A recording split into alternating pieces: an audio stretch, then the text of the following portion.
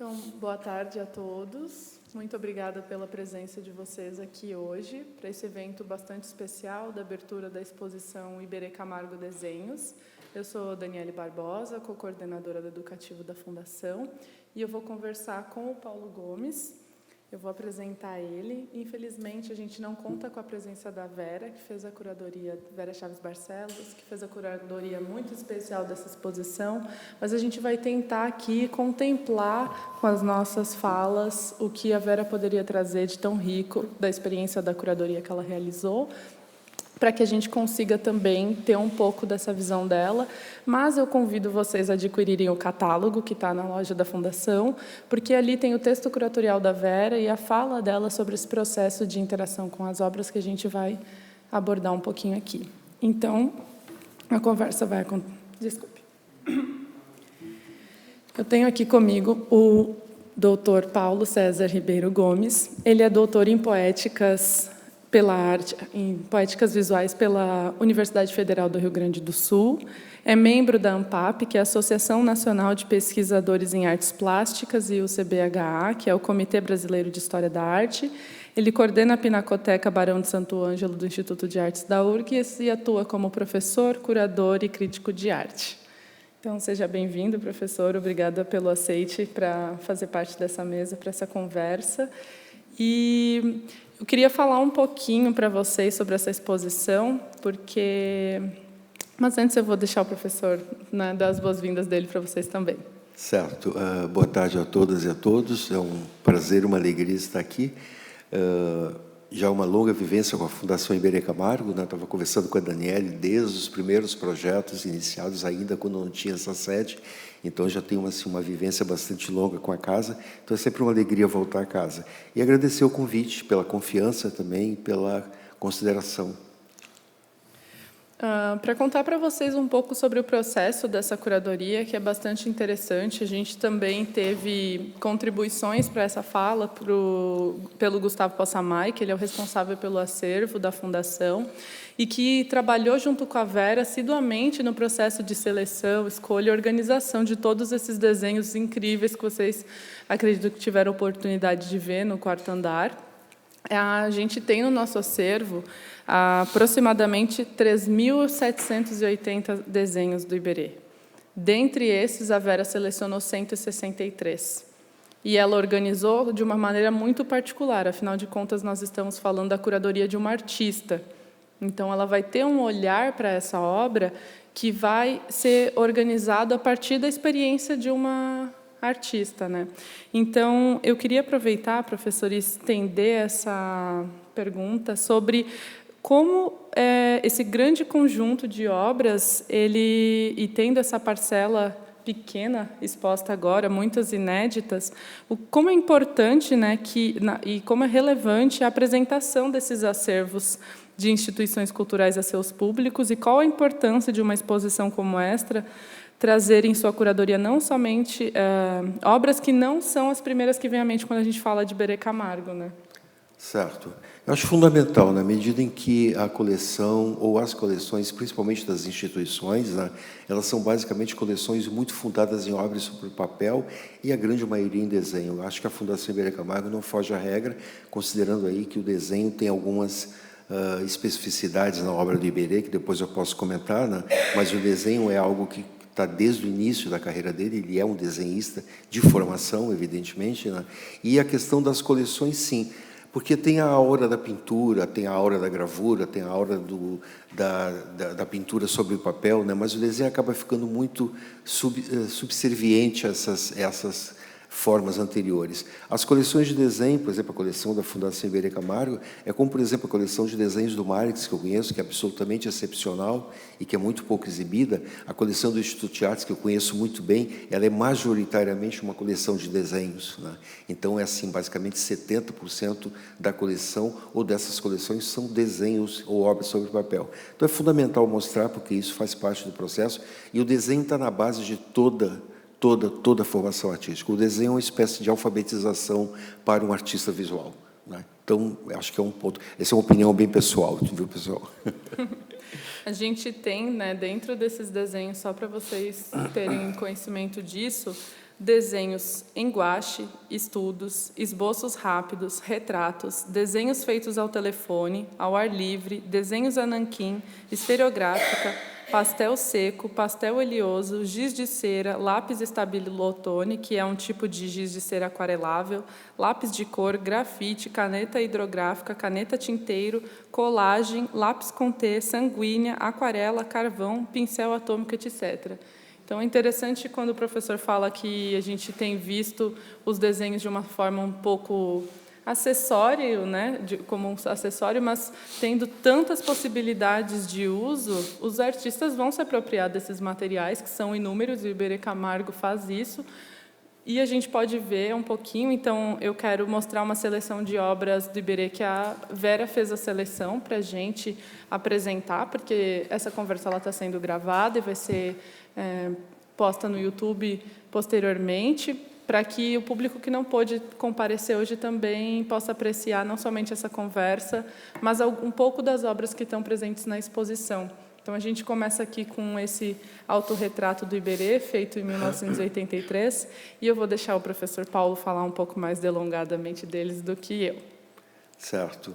Bom, assim, olha, desculpe, assim, vai ser meio de improviso, eu não estava preparado para isso.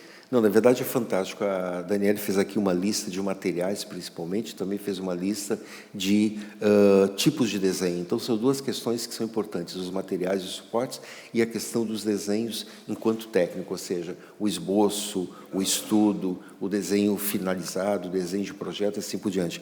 E o Iberê era um desenhista muito hábil, evidentemente. A gente percebe, por exemplo, nesse desenho, que ele vai fazer trabalhar com nanquim, quase que com certeza ele trabalhou com pincel e nanquim sobre o papel, né?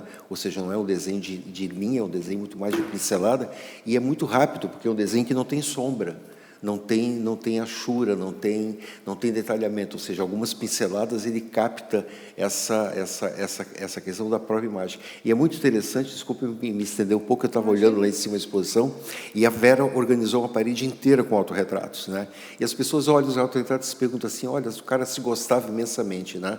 Pode ser, mas também pode não ser, porque tem uma coisa que é muito interessante, o artista, quando se autodesenha, ou se autorretrata, ele está fazendo um exercício que é o exercício natural do desenho, que é o exercício de observação, ou seja, ele conhece muito bem o seu rosto, então ele sabe o seu rosto de cor. A grande dificuldade do desenho é exatamente sair daquilo que a gente sabe para aquilo que a gente está vendo, então ele faz exatamente esse exercício, e esse desenho é um pouco desse exercício, de olhar e se captar rapidamente. Então, eu vou pedir para passar para o próximo já, para a gente seguir essa linha de análise. Essa seleção que a Vera fez de obras, ela seria um aspecto introdutório para a gente poder conversar um pouco sobre o que está lá no andar. E a Vera quis escolheu algumas obras específicas que tratam não somente de como o Iberê pintava, mas também das temáticas que ele utiliza, né, e utilizou. Aqui a gente vê os carretéis, né, tão famosos do Iberê. Isso é interessante, porque essa etapa da produção do Iberê, eu estou falando aqui meio que de lembrança, que eu não tive tempo de revisar isso tudo, né? Ele vai trabalhar realmente com toda essa sequência dos carretéis, é uma sequência que vai surgir como decorrência de um longo exercício de fixação de uma nova forma de expressar depois da paisagem, ou seja, antes de chegar no que a gente vai chamar de abstração de Iberê, que é, rigorosamente falando, um período curtíssimo da sua trajetória, ele vai trabalhar com os carretéis. Os carretéis são formas a partir de objetos, né? E essa etapa da obra dele vai lá desde as naturezas mortas dos anos 1950, vai culminar exatamente nessa série e vai depois passar por um processo de dissolução, ou seja, desmanchamento dessas formas, e vai chegar na série dos núcleos de expansão, que é o momento que, efetivamente, a gente pode falar que existe abstração na pintura do Iberê. E depois ele retoma tudo isso, quando ele retoma a figuração. Então, isso aqui, de uma certa maneira, é uma mistura desses carretéis com o retrato. Então, é uma espécie de etapa de passagem onde as coisas começam a ficar vinculadas, e depois essas questões todas vão continuar aparecendo, mesmo em obras bem mais próximas do final da vida dele. Essa questão, por exemplo, da mesa com os objetos vai aparecer de maneira muito forte junto com as figuras, só que as figuras são maximizadas e os objetos e as mesas são minimizados, deixam de ter importância. E aqui tem quase que um equilíbrio entre as duas coisas, né? Eu estou falando assim, me desculpe, é uma leitura um tanto quanto banal e simplória de uma obra que eu estou estou vendo aqui, né, e não deu tempo assim de fazer realmente uma análise realmente da obra, mas eu estou falando muito assim de aproximação e estou inferindo coisas também, né? E é bem isso mesmo, porque a gente vai ter a oportunidade, visitando a exposição, de fazer essas inferências, de pensar nessas relações e no desejo da Vera, enquanto artista, de reunir essas obras e de que forma ela faz isso, né? Então, a gente ia perguntar para a Vera quais critérios ela utilizou para fazer essa seleção, porque esse é um aspecto bastante interessante de pensar, né, uma curadoria, porque as obras do Iberê, muitas pessoas têm bastante conhecimento, entendem, mas o olhar da Vera, né, uma artista olhando para o trabalho de outro artista, como que ela decide organizar, né? Então, a gente perguntou isso também para o Gustavo Possamay, que é responsável pelo nosso acervo, e ele nos deu o seguinte relato, né, que a Vera iniciou pelas pinturas, e quase todos os curadores iniciam por elas, mas os desenhos revelaram um magnetismo, apresentaram maior variedade, repetição, seriação e registros do ponto de vista do artista, assim como o professor Paulo vinha mencionando para a gente com a questão dos carretéis. Em muitos casos, quase que fotográficos. E a fotografia atravessa a obra da Vera, como também a variação, a seriação, a repetição, e há outros olhares em comum, mais evidentes, mesmo que através de poéticas diferentes, como quando o Iberê vai trabalhar com os manequins e os manequins de Düsseldorf, no caso da Vera. E também com a relação entre a série Desastres, que são os carros amassados do Iberê, que vocês também podem apreciar na exposição, e a obra Roi o Dilúvio, com as fotografias da Vera dos carros acidentados. Então, para a gente ver essa relação e esse olhar da temática e da repetição desses objetos, né, e dessas imagens, a gente pode passar para a próxima obra. Aqui a gente já percebe um outro momento, né, diferente dessa expressividade quase abstrata que o Iberê vai ter, quando ele vai abordar mais essa representação das figuras. Se tu quiser falar um pouquinho também, professor. Sim, só recuperar alguma coisa assim. Eu Claro. estava olhando aqui, é importante isso, assim, a questão da curadoria. A Vera é efetivamente uma artista e ela deixa muito claro isso. Todo o texto de apresentação, ela escreve literalmente, eu vou ler para vocês, assim, ela falando aqui de que muitas exposições foram feitas na Fundação Iberê Camargo, com pessoas da academia, estudiosos, críticos, etc. Ela disse assim: eu, ao contrário, não estou ligada à academia, nem possuo a erudição desses autores, que é uma mentira, né? Que ela tem uma erudição, sim. Só posso dar meu depoimento e justificar as minhas escolhas através do meu olhar, experiência e vivência como artista. Então, há efetivamente uma opção do olhar do artista sobre a produção. É o que a gente vai observar, a própria organização dos conjuntos, né? Por exemplo, o conjunto de autorretratos, o conjunto de estudos para gravura, o conjunto de imagens de paisagem, esses conjuntos já vão realmente determinando aí o que seriam esses olhares, esses pontos de ancoragem do olhar dela para organizar a exposição, né? Esse desenho, por exemplo, é o desenho já da fase bem mais próxima do final da carreira do Iberê, né? É a fase das grandes figuras, das grandes pinturas com figuras, que é uma fase bastante densa e pesada da obra dele. E é interessante enquanto desenho, porque é um desenho quase que esquemático, então é um desenho que, ao mesmo tempo, a gente pode dizer que é um desenho autônomo, na medida em que ele tem todas as condições de ser um desenho que se sustenta por si só, mesmo que ele tenha gerado uma pintura posterior, né? Essa subserviência a uma pintura posterior não fica tão evidente como, por exemplo, em outros trabalhos que a gente vai observar. Tem alguns desenhos que são, evidentemente, desenhos preparatórios, estudos para alguma coisa, ou seja, tem alguma coisa faltando ali, alguma coisa que só vai surgir lá diante da pintura. Nesse não tem autonomia, porque aí é uma questão realmente de domínio da questão do desenho. Então, você observa, por exemplo, ele trabalha com linhas, as linhas são que definem as formas, né? E há algumas linhas que definem o espaço, mas já são mais diluídas do que as linhas que definem as formas. Então, existe uma hierarquização. O corpo é realmente muito marcado com linhas e o fundo, que é o menos importante, que o que importa aqui são as pessoas, não o cenário. Esse cenário, então, vai ser minimizado ali com essas linhas que são mais diluídas. E é um trabalho feito com estabilotônica, que é um lápis, como a Daniela falou, que permite o aquarelado, né? E a gente observa, por exemplo, que depois essas linhas de baixo foram todas diluídas, possivelmente com pincel. Então, é molhado, é diluído, então vai criando. E aí cria, na verdade, no desenho uma coisa muito pictórica. É um desenho que é bastante pictórico, né? Com muito pouco recurso, mas é um desenho muito pictórico. Por isso que eu digo que é um desenho bem autônomo. E depois, evidentemente, ele vai realçar e vai destacar as figuras com o branco, né? Que é um recurso tradicional do desenho, criar essas áreas de branco, que são as luzes colocadas exatamente para trazer a figura para a superfície, né? Para não ficar no fundo. Então, é um desenho muito bonito, é um desenho muito hábil, né? Não estranha a palavra bonito, eu uso muito a palavra bonito no sentido de ser alguma coisa muito boa, não é porque é bonitinho, é bonito porque é bem realizado, é bem sacado, é bem resolvido, né? A gente pode passar para o próximo, então. Que a gente tem A Menina e o Gato, de 84. Na minha visão, a gente já consegue perceber isso que é bem característico também da pintura do Iberê, né? Essa rapidez do traço, essa intensidade do traço, mas ainda seguindo a obra anterior, a questão dessa figura que está sendo representada e que a gente realmente não vê o ambiente em que ela está, mas consegue perceber um pouco dela e desse animal que está sobre ela. O Eduardo Veras, quando fez a exposição sobre os desenhos de Iberê, que é a linha, o título é qualquer coisa com a linha, né?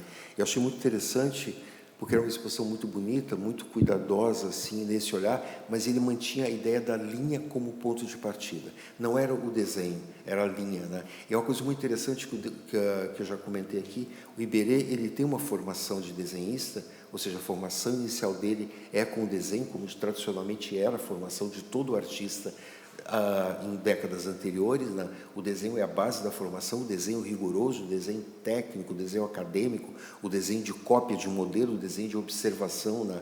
E esse desenho de observação que a gente vai perceber aqui é um desenho que está diluído aí na questão da expressividade, mas voltando para a questão da linha, né? Então, essa questão da linha, a gente sempre que fala da linha pensa em uma coisa fluida, a linha é alguma coisa que desliza no espaço. No caso do Iberê, a linha é uma coisa atormentada, ela é uma linha, ela é quase um garrancho, ela é quase um rabisco, né? Ela é um ataque no papel, e é exatamente a sobreposição desses garranchos, dessas marcas que vai permitir que a figura venha à tona, né?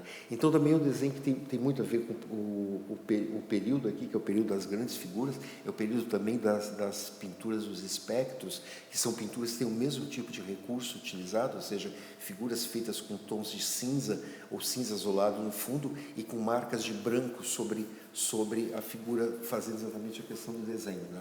Então, assim, é muito interessante observar como o artista nenhum artista é original a partir de determinado ponto da sua carreira. Todos eles têm algumas coisas que estão no início da carreira e que eles vão seguir até o final. Isso não é desmérito, ao contrário, é uma espécie de autofidelidade aos seus universos de referência. E no caso de Iberê, por exemplo, as figuras, elas vão aparecer nas obras deles, basicamente como figura só a partir do final da década de 70 e 80. Apesar de ter muito desenho antigo que era de figura humana, a figura só vai ter um protagonismo na pintura bem lá adiante, né? Bem mais adiante. Antes eram as paisagens, as naturezas mortas, as formas inanimadas, depois vem a abstração, e aí sim há um retorno à figuração. Pode passar. Aqui a gente consegue perceber bem isso que o professor vinha falando, né? Do acinzentado e do uso do branco sobre a figura para ressaltar essa imagem. E essa obra tem um aspecto interessante, porque quando a Vera fez a seleção dela para a exposição, ela organizou algumas obras e intitulou elas, e essa obra está dentro de um conjunto que ela chamou de Estranhezas. Então, a própria Vera também foi olhar para algumas obras que eram seriadas mesmo, mas outras em que ela organiza, dentro da interpretação dela, do que colocava essas obras como um conjunto equivalente, né? Conjunto em que essa temática está norteando esse movimento do artista. E é bem interessante também que a gente já vai ver, por mais que seja um traço bastante, como o professor disse, né, acelerado e um tanto irritado até, a gente consegue perceber sentimento, né, expressão mesmo no rosto dessas figuras, que parece que não tem tanto traço assim, mas consegue apreender muita coisa dessas obras, né? Essa aqui é bem assim, ao contrário do anterior, que tinha uma carga muito violenta de linhas, né? Esse aqui tem bem menos linha, e é muito interessante a gente observar como ele vai conseguir captar exatamente as formas com o mínimo de recursos, né? As linhas conseguem dar conta ali, porque na verdade assim, não é a captação da forma exata, e sim a configuração de um corpo humano. Isso é uma coisa interessante, que a gente trabalha muito em percepção, na teoria da percepção, que é exatamente isso. Primeiro a gente tem as configurações das formas. É aquilo assim, quando eu falo para vocês assim, uma cadeira, uma flor, um carro, todo mundo sabe exatamente do que eu estou falando, uma cabeça, uma flor e um carro. Mas não é nenhuma cadeira especial, nenhuma flor especial, nenhum carro especial. É um conceito. Tem exatamente aquilo que está lá no Platão, que é o do mundo das ideias, aquela conversa toda, né? Que é muito bonita, mas que é exatamente isso. Quando eu falo de uma cadeira vermelha, ou uma cadeira, um carro azul, ou uma flor, ou uma margarida, aí a gente já vai começar a trabalhar. Então, no primeiro, a gente tem uma configuração.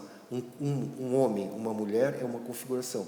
Uma mulher de vestido branco já é uma figura. Então, já é um nível a mais. Ele consegue exatamente ficar na fase anterior, ele configura para nós. Dessa configuração, exatamente essa forma anterior que dá para nós exatamente a certeza. Então, todo mundo olha e vai dizer assim, é um corpo. Pode não achar bonito, pode não achar legal, pode achar que está meio torto, que está meio mal feito, mas não está, está bom, está perfeito. Tem um corpo ali, e tem um corpo ali em posição, né, quase que indicando o tipo de movimento. Né? E, lógico, que ele vai dar uma ênfase muito grande no rosto, que é onde tem a expressão. O corpo é a forma, a expressão vem exatamente do rosto. Então, é muito hábil o trabalho nesse aspecto, né? E com certeza, sim, a gente não pode esquecer essa questão da formação do Iberê, na formação que ele tem inicialmente em Santa Maria, com professores, que eram professores de desenho, basicamente, né? Depois ele vai vir para Porto Alegre, vai trabalhar, vai estudar como desenhista de arquitetura no Instituto de Artes. Então, a formação dele é desenho de arquitetura, é um desenho rigoroso, é um desenho técnico, é um desenho que não permite aproximação, é da ordem da exatidão. Né? Depois ele vai, nesse mesmo período, ter aulas com os grandes artistas gaúchos do momento, e vai para o Rio de Janeiro e vai estudar desenho com quem? Com Guignard. E tem uma parte muito interessante, a biografia dele, que diz que o Guignard obrigava eles a trabalharem com lápis F. O lápis F é o lápis mais seco, é um lápis duro. Depois que você fez um traço, não tem volta, não tem como apagar, porque ele basicamente marca o papel, como se fosse uma marca quase que na carne do papel. Então, é exatamente o tipo de recurso assim, é um instrumento que exige alta habilidade, alta precisão, porque não tem correção. Então, isso é interessante, porque isso são esses rigores da formação dele que vão sendo colocados, que a gente vai perceber no trabalho dele. Né? E o desenho vai ser uma permanência. O desenho está em toda a produção do Iberê. Mesmo que a gente olhe uma pintura e vai dizer, é uma pintura informal, que não tem forma, mas a gente vai ver que tem uma estruturação. E vocês observando os desenhos dele, e alguns desenhos, no caso especialmente, a Vera colocou alguns desses, assim, tem os esquemas preparatórios para as obras. Ou seja, sempre há um pensamento anterior que é gráfico.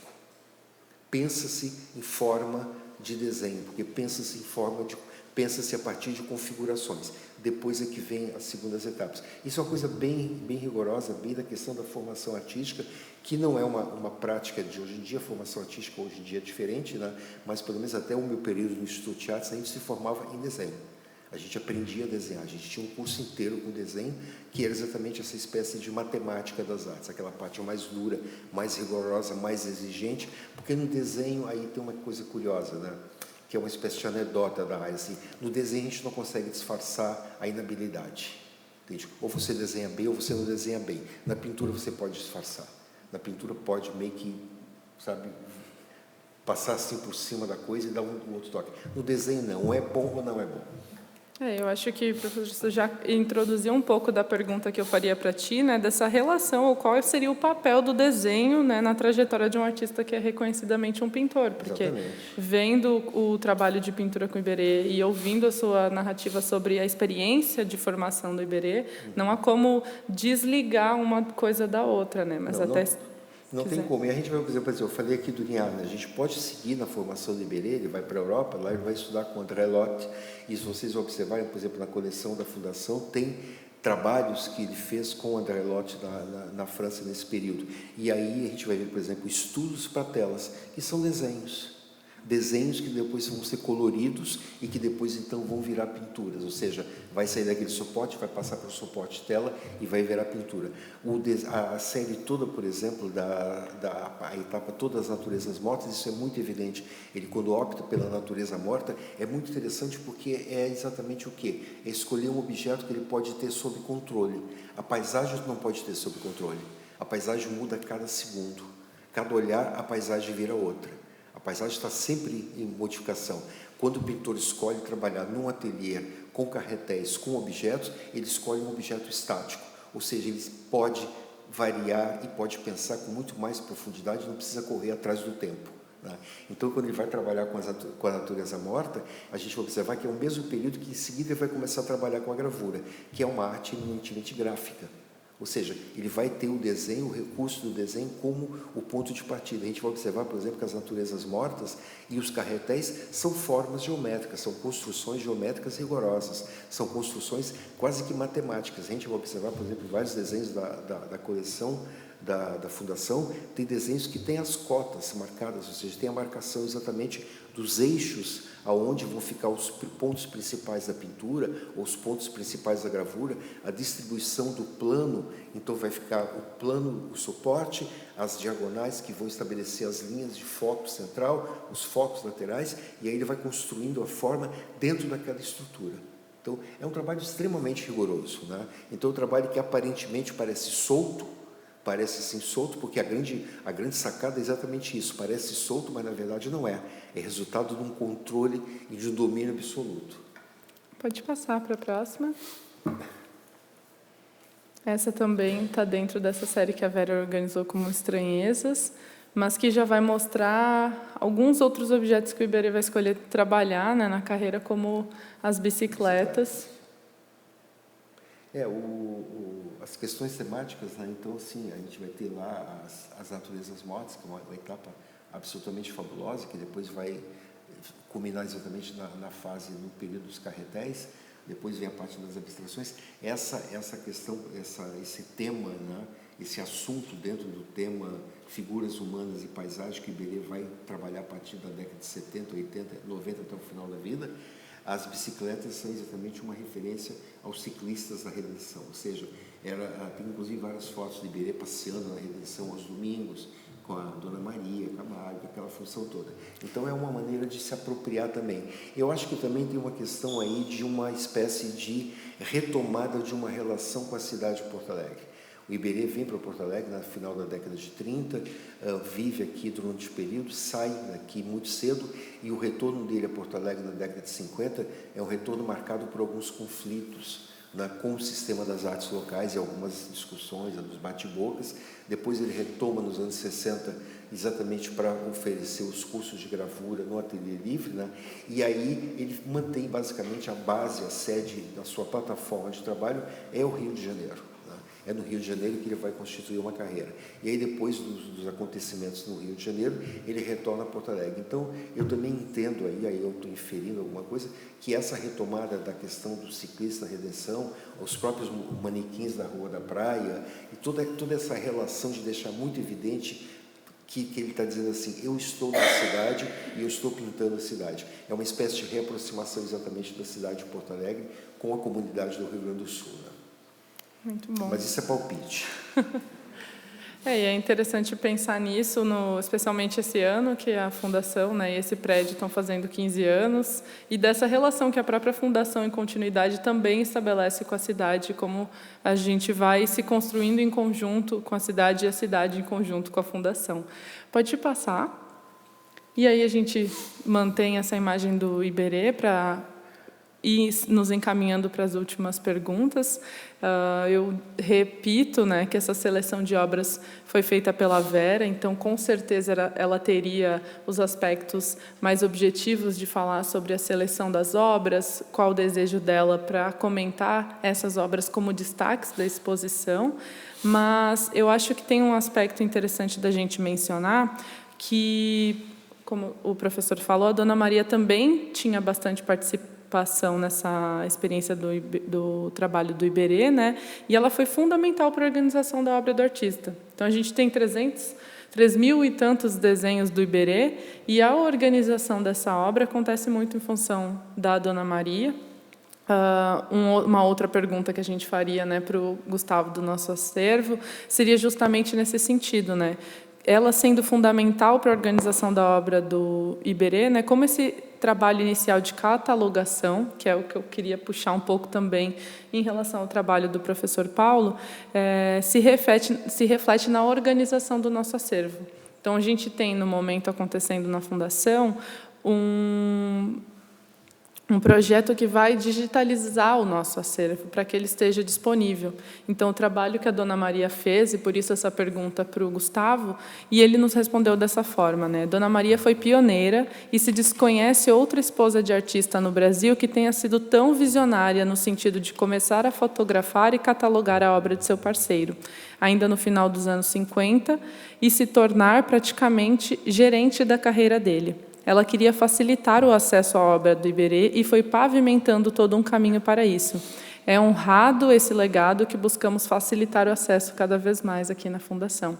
Então, até pensando no seu trabalho junto à Pinacoteca, professor, e muito incentivador desses movimentos de catalogação e disponibilização dos acervos, eu queria que tu falasse um pouquinho sobre isso, porque a gente conta na equipe também com a Nina, que foi sua aluna e me atrevo a chamar de pupila dentro desse trabalho na Pinacoteca e de quem a gente tem tido auxílio junto com o Gustavo para fazer esse trabalho. Eu concordo com essa percepção do Gustavo do papel fundamental da Dona Maria Camargo na consolidação da produção do Iberê, porque isso é uma coisa bem complexa, né? A regra geral, os artistas não são muito atentos à preservação do seu próprio trabalho, menos ainda de uma maneira tão sistemática e tão científica, né? No caso da Dona Maria, o Gustavo esteve na minha turma e apresentou um pouco do trabalho que ele vem desenvolvendo, e assim, realmente é um cuidado muito grande, ou seja, ela fotografa, tem as fotografias nas obras, aí fotografava as obras do lado de fora da casa, que era para pegar a melhor luz, então há realmente um cuidado. Não é uma questão assim de uma arquivista ou de uma museóloga profissional, mas de uma pessoa integralmente dedicada à preservação e à conservação dessa obra, porque exatamente isso é o que permite que a gente tenha hoje condições de estudar com muita precisão e com bastante profundidade a obra do Iberê, mesmo que a obra do Iberê seja muito grande, grande parte dessa obra esteja fora da coleção, ou seja, está em mão de colecionadores particulares, a Fundação ela permite que a gente passe etapa por etapa da trajetória do Iberê com muito cuidado, com muita atenção. E mais importante, e aí eu estava comentando também com a Daniela, né? Eu quando fiz a curadoria da exposição do Iberê, foi 2014, 2015, eu não me lembro mais, eu me lembro que eu fui convidado e me pediram assim, nós queremos que tu faça a curadoria da próxima exposição do Iberê. Eu disse, ótimo, vamos ver. A primeira coisa que a gente pergunta é assim, quanto tempo eu tenho? Porque a gente sempre tem essa coisa. Aí me disseram, tem aí uns 2 meses, mais ou menos, mas daqui a 1 mês já tem que entregar todo o material pronto. Eu fiquei meio em pânico com a ideia toda e aí veio a segunda proposta. Nós gostaríamos de uma exposição que fosse um olhar que permitisse, porque isso tem a questão do olhar do curador, eu já vou comentar, um olhar que permitisse que o projeto educativo da Fundação passasse por toda a obra do Iberê.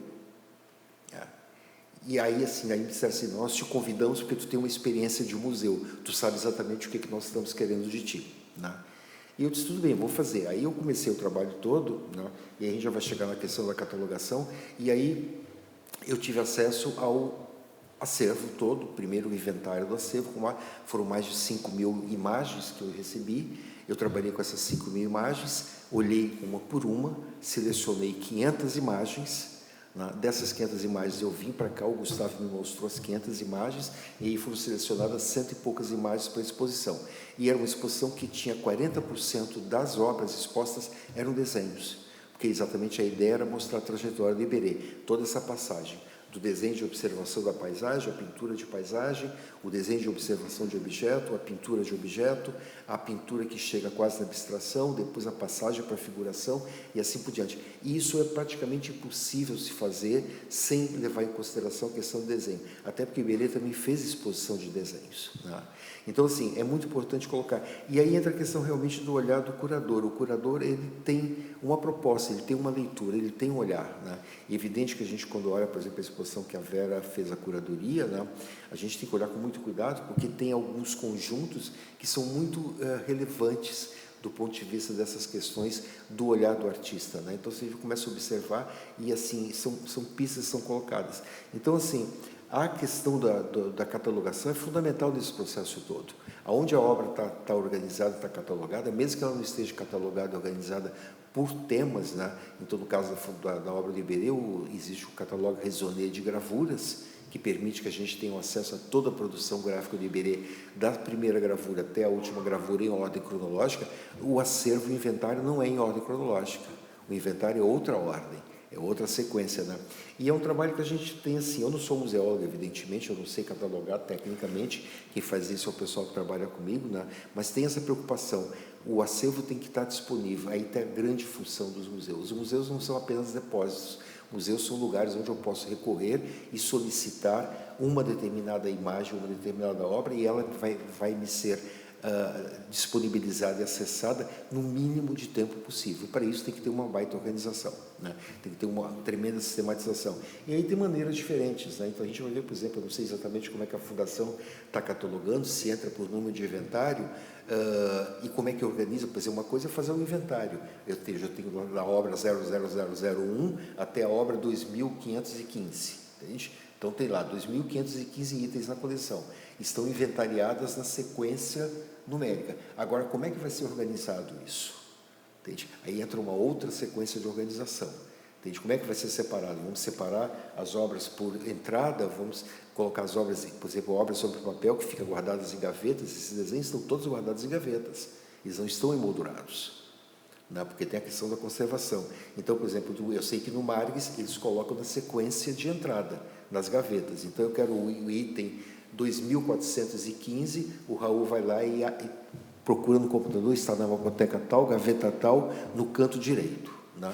No Instituto de Artes a gente tem outra organização. Então eu tenho, por exemplo, se eu quero determinada coisa, está organizada por outra maneira. São as diversas maneiras, mas o fundamental é que tenha uma ordem, e uma ordem que alguém domine e que seja fácil de ser identificada e que permita a localização. O que vai permitir o trabalho, ou seja, qualquer trabalho de curadoria, ele vai demandar do curador, né, necessariamente uma pesquisa anterior. E essa pesquisa, quanto mais os dados estiverem organizados, melhor para o trabalho que vai ser desenvolvido. Com certeza. E tem dois aspectos que são muito interessantes que o professor traz, que é a questão da curadoria. Então, ele narrou para vocês um pouco da experiência que ele teve, e imaginem, foi a experiência que a Vera teve também, de olhar para esses 3.000 e tantos desenhos do Iberê e selecionar, organizar, né?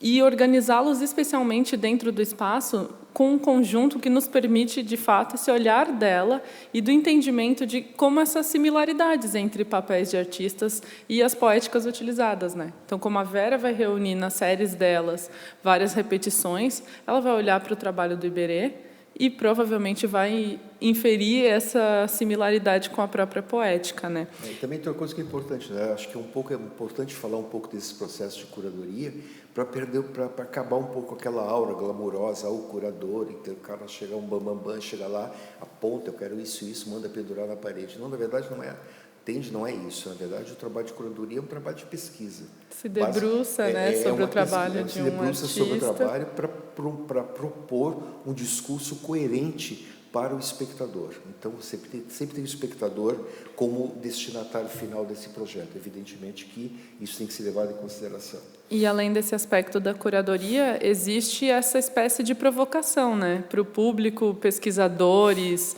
né, teóricos, estudantes, de olhar para essa produção, né?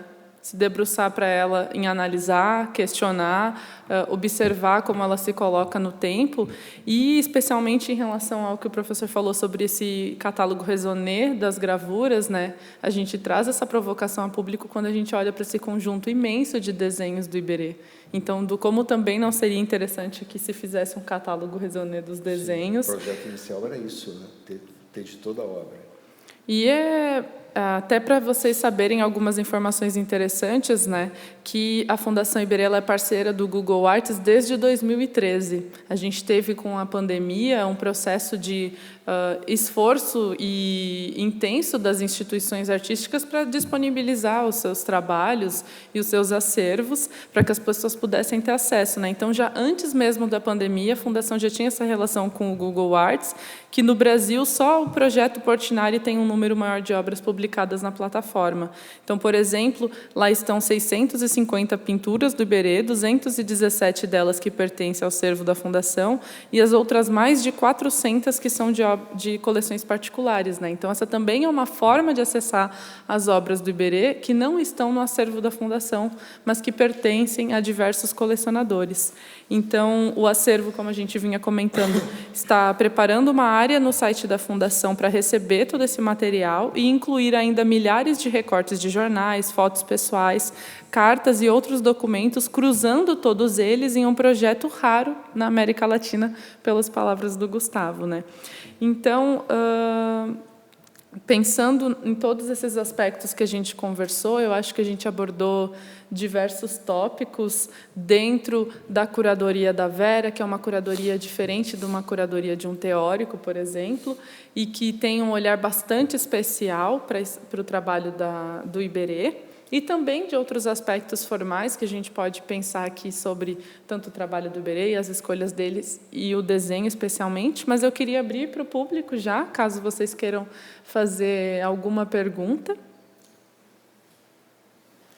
Claro, também vou dizer para vocês que a gente vai fazer um esforço aqui para responder essas perguntas, né? Não sendo nem Iberê Camargo e nem Vera Chaves Barcelos, a gente vai tentar aqui conversar com vocês mesmos sobre essa produção. A gente tem a nossa mediadora, a Marga quer fazer uma pergunta, está aqui no meio. Levanta a mão, Marga, por favor, para ela te ver. Vai te passar o microfone.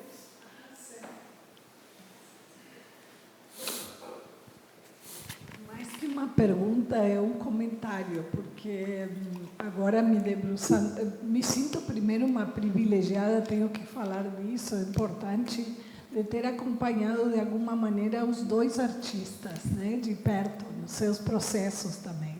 Então, cabe dizer que esse trabalho, esse se debruçar sobre o Iberê da Vera foi extremamente intenso.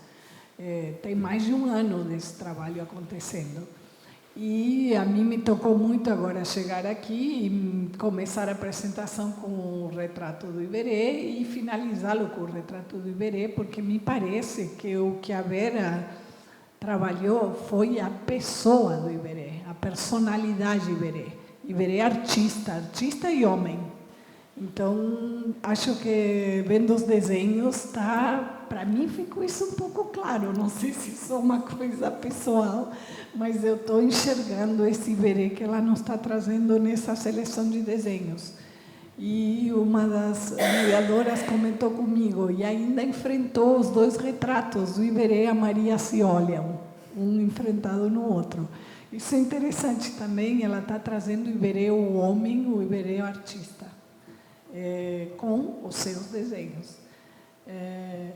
Dito isso, a Vera mexe também na Gaveta dos Guardados. Não paro de pensar no livro do Iberê, Gaveta dos Guardados, onde ele faz a exposição de seus textos.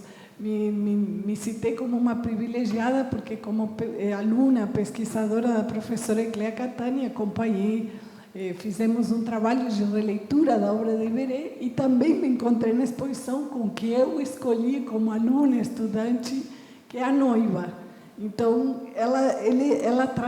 a Vera traz algumas obras que também são marcantes em alguns desses momentos, como a ciclista, os carretéis, enfim, acho que é um recorte preciso de várias fases do Iberê.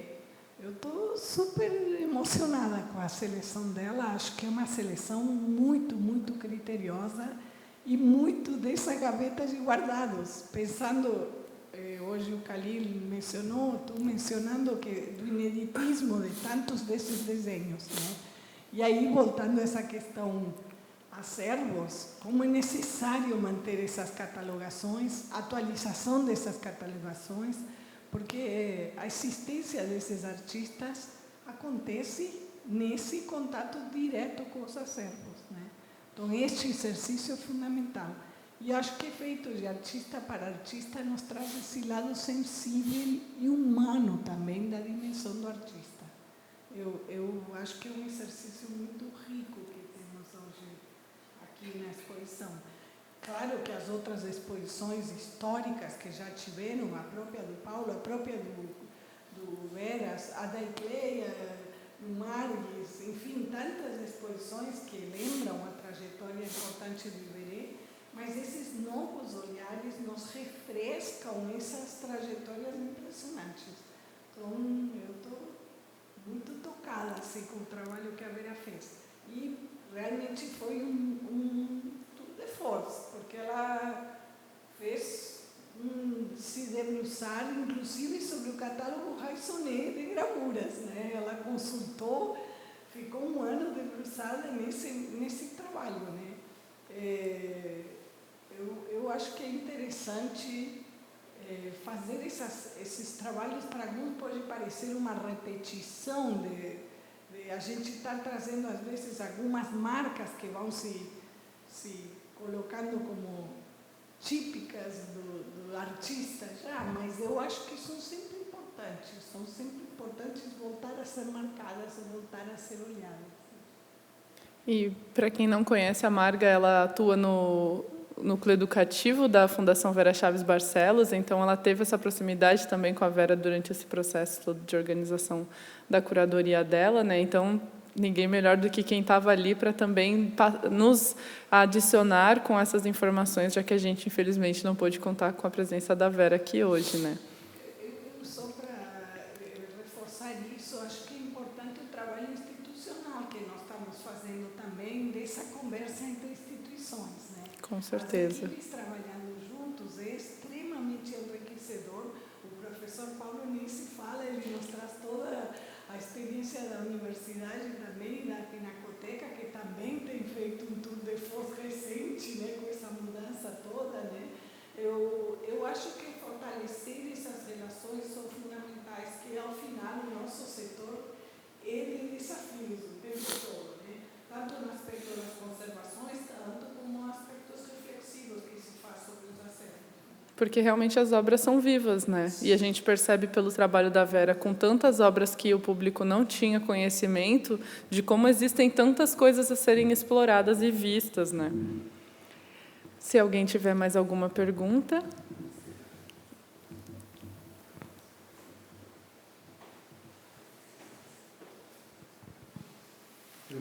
Eu quero agradecer ao professor Paulo, aqui na frente a todo o nosso público de hoje, e a Daniele, que foi realmente um ato de coragem de substituir a Vera, que não pôde estar presente. Agradecendo, eu queria lembrar que a Vera Chaves Barcelos fará uma retrospectiva que eu considero uma das mais importantes que ela poderia ter feito no Rio Grande do Sul, que acontece aqui no dia 6 de maio. O prédio inteiro será a Vera Chaves Barcelos, com exceção do quarto andar, onde ela já fez a curadoria do Iberê. Então, nós teremos uma importantíssima retrospectiva de Vera. Falando nas mulheres, queria também já anunciar que no final do ano que vem, no início de 2025, nós estamos preparando uma exposição sobre a importância da Maria como esposa do Iberê nesta fundação. Quer dizer, ela é possivelmente a grande autora dessa fundação, ela salvou um acervo importante, que possivelmente, como o professor falou, os artistas às vezes não se preocupam muito nessa guarda da sua memória, e ela que fez essa guarda. Nós temos esse acervo precioso hoje aqui na Fundação por conta disso. E voltando ao Iberê, Maria, as mulheres, as esposas, né, que são guardiãs, às vezes, dessas casas todas, já anunciar a abertura da residência Iberê, que a residência Iberê será uma residência na casa onde o Iberê viveu nos últimos anos de vida, aqui no Nonoai. Nosso primeiro acordo internacional é com a França. Nós vamos fazer intercâmbio de artistas. Os artistas vêm para trabalhar no ateliê do Iberê, desenvolvem um trabalho, vão morar ali durante 1 mês, 2 meses, 3 meses, dependendo do acordo, e nosso acordo prevê que os artistas brasileiros partam para os países que nós temos acordo. Então, hoje nós temos com a França, com Portugal, e estamos finalizando agora com a Inglaterra. Então, essas são as 3 coisas que eu gostaria de anunciar nesse momento, que eu acho que é muito tocante para mim, porque a Vera, nesse ano todo que ela passou aqui na Fundação, trabalhando não só a retrospectiva que ela abre dia 6 de maio, como essa exposição que nós abrimos hoje, me deixou um ensinamento muito forte, né? De que um artista pode ser extremamente generoso com a obra de outro artista. Ela olhou esse acervo com um carinho muito especial. As dúvidas dela, que eu pude compartilhar em dias de cafezinho juntos, pedindo para ela se acalmar, que não ficasse nervosa, que ela pudesse... Ela disse, cara, eu vou trocar essa obra, pode trocar quantas vezes quiser. O importante do resultado seja o que você quer apresentar para o público. Então, o que nós temos hoje no quarto andar é o que a Vera quis. Então, eu agradeço muito a Vera. Você, por favor, transmita isso a ela. E agradeço vocês dois por terem esse ato de coragem de substituir a Vera junto com o que vocês fariam normalmente. Muito obrigado. Eu agradeço, né, pela atenção de todos vocês e pela presença hoje, e agradeço novamente ao professor Paulo, né, por ter aceito o convite e bancar essa bruta responsabilidade comigo hoje. Então, muito obrigada, professor. Obrigado a todos.